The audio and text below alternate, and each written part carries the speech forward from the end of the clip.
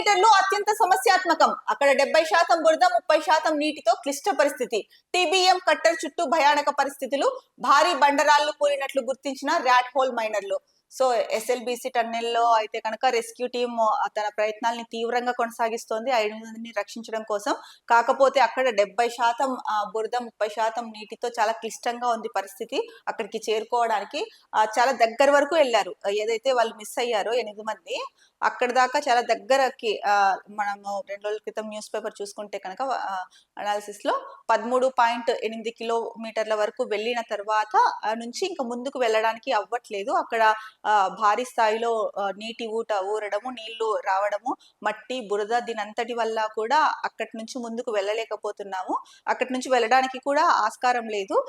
పోనీ ఏదన్నా ఏదైతే పెచ్చూడి పడిపోయిందో దాన్ని పక్కకి జరపాలన్నా కూడా అది బురదలో కూరుకుపోయింది. ఇప్పుడు అక్కడ ఏది కదిపినా కూడా, ఏం చేసినా కూడా టన్నెల్ కి కూడా ప్రమాదం, అంటే టన్నెల్ కి ప్రకంపనలు వచ్చే అవకాశం ఉంది అని కూడా, అంటే అది కూడా ఒక ప్రమాదం ఏర్పడుతుందని చెప్పేసి భావిస్తున్నారు. సో ఈ నేపథ్యంలో మరి రెస్క్యూ టీం అయితే 3 రోజుల్లో అయిపోయింది, కొనసాగిస్తున్నారు.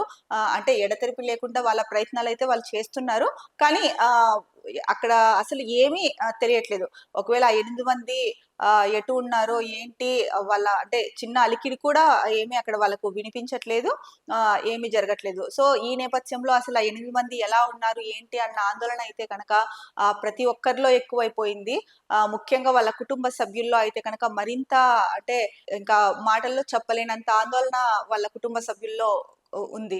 మరి ఒకవైపు అయితే కనుక ప్రభుత్వం ఎప్పటికప్పుడు సమీక్షిస్తూనే ఉంది. అక్కడ చర్యలు ఏమేమి తీసుకోవాలో, ఏ టీమ్స్, అంటే ఇప్పుడు ఫస్ట్ ఎన్డీఆర్ఎఫ్ అన్నారు, ఎన్డీఆర్ఎఫ్ తో పాటు రెస్క్యూ టీమ్స్ ఏవేవైతే ఉన్నాయో ఆర్మీతో సహా అన్ని టీమ్స్ ని దింపారు. కానీ ప్రమాదం మాత్రం, అంటే 5 మంది మాత్రం బయటకు తీసుకురాలేకపోతున్నారు. దానికి కారణం ఏంటంటే కనుక అక్కడ నీటి ఊట ఎక్కువ వచ్చేసి నీరు ఉండడము, బురద ఉండడం, మట్టి ఉండడం.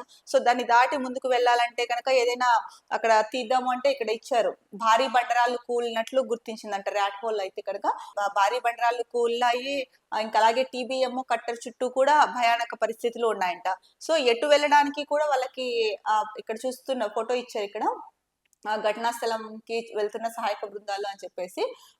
సో ఈ విధంగా పరిస్థితి ఉంటే మరి ఏ విధంగా వాళ్ళు ముందుకు వెళ్ళి 5 మందిని రక్షిస్తారు అన్నది అయితే కనుక ఇప్పుడు చాలా మందిలో ఒకలాంటి సందేహాన్ని లేవనెత్తుతోంది. సో ఏది ఏమైనా కూడా సో మరి రెస్క్యూ టీం అయితే కనుక ఎడతెరిపి లేకుండా తన సహాయక చర్యలు అంటే కంటిన్యూ చేస్తూనే ఉంది. అన్ని రకాలుగా ఆలోచిస్తూ ఉంది, ఏ విధంగా వెళ్ళాలి, ఎలా వెళ్ళాలి, ఏదైనా మార్గం దొరుకుతుందా అన్నది. కానీ అక్కడ చూసుకుంటే పరిస్థితి అలాంటి పరిస్థితి లేదు అన్నది కూడా ఒక రకంగా తెలుస్తోంది. మరి 8 మంది ఎవరైతే చిక్కుకుపోయారో ఆ 8 మంది పరిస్థితి ఎలా ఉంది అన్నది అయితే మాత్రం ఇప్పటికీ కూడా అందరిలోనూ ఆందోళనకరంగానే ఉంది.